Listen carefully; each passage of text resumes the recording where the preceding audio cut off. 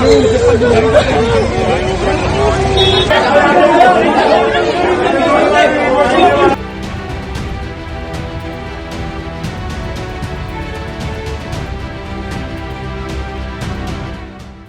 रोते बिलखते लोग जो किसी अपने के खो जाने पर इस तरीके से चीख पुकार मचा रहे हैं। शवों की भीड़ में नमाकों से ढूंढते हुए किसी अपने को ये लोग अब सरकार की व्यवस्था पर सवाल उठा रहे हैं। ये दर्दनाक मंजर है हाथरस में हुए उस हादसे का जिसमें तकरीबन 120 से ज्यादा लोगों ने अपनी जान गंवा दी। हाथरस के फुलरिया गांव में सत्संग के दौरान अचानक से भगदड़ मची और ये भगदड़ मची थी जो बाबा सत्संग कर रहे थे उनके पैर छूने के लिए। जैसे ही उनका काफिला सत्संग खत्म होने के बाद वहां से गुजरा, लोग एक दूसरे को रौंदते हुए आगे बढ़ने लगे, बिना इस बात की परवाह किए कि उनके पैरों के नीचे आने वाला कोई किसी की माँ है, किसी की बहन है, किसी का भाई है, किसी का पिता है। और देखते ही देखते ये सत्संग बन गया मौत का सत्संग। जी हाँ, उत्तर प्रदेश के हाथरस की भगदड़ में 120 से ज्यादा लोगों की मौत हो गई। यहाँ पर सत्संग चल रहा था नारायण साकार हरि या फिर कहिए साकार विश्व हरि उर्फ भोले बाबा का। भोले बाबा का असल नाम सूरज पाल सिंह जाटव है, जिनका सत्संग हाथरस में चल रहा था। अब हाथरस हादसे के बाद सूरज पाल सिंह जाटव यानी कि भोले बाबा फरार हैं और ऐसे में हर कोई जानना चाहता है कि आखिर ये बाबा है कौन जिसके सत्संग में ये मौत का तांडव हुआ। यूपी के एटा जिला निवासी भोले बाबा अपने सत्संग के अलावा अजब गजब अंदाज के चलते सुर्खियों में बने रहते हैं। बाबा किसी बाकी साधु संतों की तरह गेरुआ वस्त्र धारण नहीं करते और ना ही किसी भगवान की फोटो को अपने प्रोग्राम में लगाते हैं। साकार हरि अपने प्रवचनों में व्हाइट कलर का 3 पीस सूट बूट और महंगे चश्मे पहने नजर आते हैं।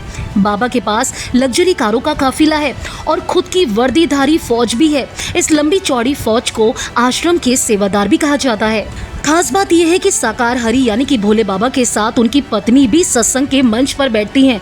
अनुयायियों का दावा है कि बाबा कोई भी दान दक्षिणा या चढ़ावा नहीं लेते हैं। बाबा भक्तों की सेवा सेवादार बनकर करते हैं।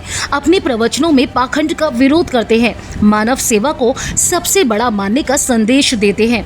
भोले बाबा के नाम से विख्यात नारायण साकार हरि यानी कि सूरज पाल जाटव उत्तर प्रदेश में 18 साल नौकरी कर चुके हैं। उन्होंने विभाग के गुप्तचर ब्यूरो के तमाम थानों में सेवाएं दी। फिर करीब 26 साल पहले VRS लेकर पत्नी के साथ सत्संग शुरू कर दिया। यूपी के कई जिलों में बाबा के कई एकड़ जमीन पर आश्रम है जहां लगातार सत्संग होते रहते हैं। बाबा को मानने वालों में सबसे बड़ा वर्ग है अनुसूचित जाति जनजाति और OBC का। वंचित वर्ग बाबा को भोले बाबा के तौर पर देखते हैं और यही वजह है कि जब भी बाबा का सत्संग होता है तो यहाँ पर तादाद जो होती है 100, 200, 500 या 1000 की नहीं बल्कि 50,000 तक पहुँच जाती है। और ऐसा ही कुछ देखने को मिला था हाथरस में, जबकि इस मैदान में सिर्फ 80,000 लोग जुटने की परमिशन दी गई थी। लेकिन हादसे के बाद बताया जा रहा है कि मैदान में उस टाइम पर 80,000 से ज़्यादा लोग थे। सूरज पाल सिंह जाटव जिन लोग भोले बाबा के तौर पर देखते हैं उन पर यौन शोषण समेत 5 केस दर्ज हैं। यूपी पुलिस में हेड कांस्टेबल रहते हुए यौन शोषण का आरोप लगा तो उसे बर्खास्त कर दिया गया। ये दावा यूपी के पूर्व DGP विक्रम सिंह ने किया है।